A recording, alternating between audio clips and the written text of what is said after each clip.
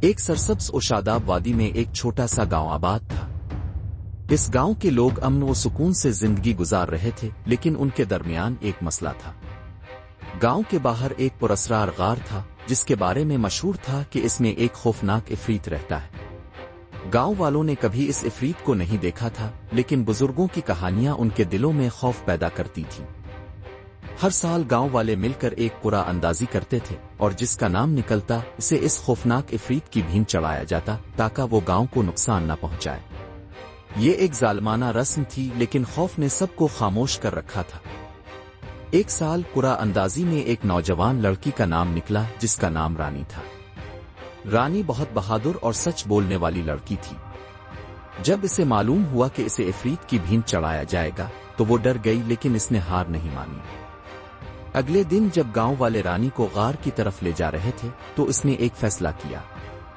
اس نے سوچا کہ وہ خاموشی سے موت کے منہ میں نہیں جائے گی بلکہ سچائی کا سامنا کرے گی۔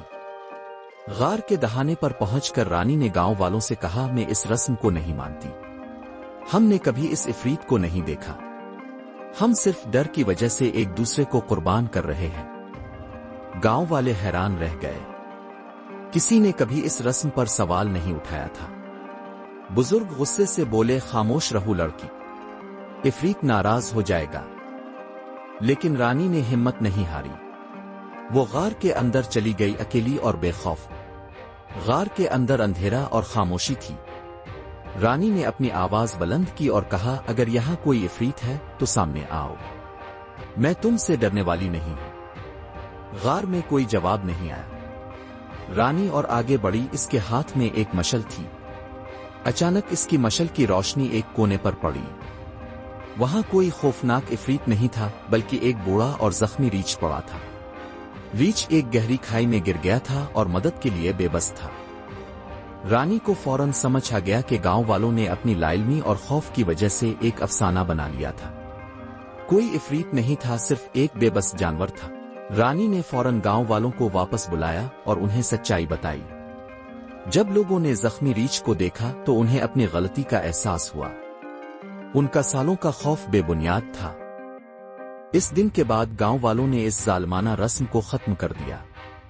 انہوں نے رانی کی بہادری اور سچائی کی طاقت کو سلام پیش کیا۔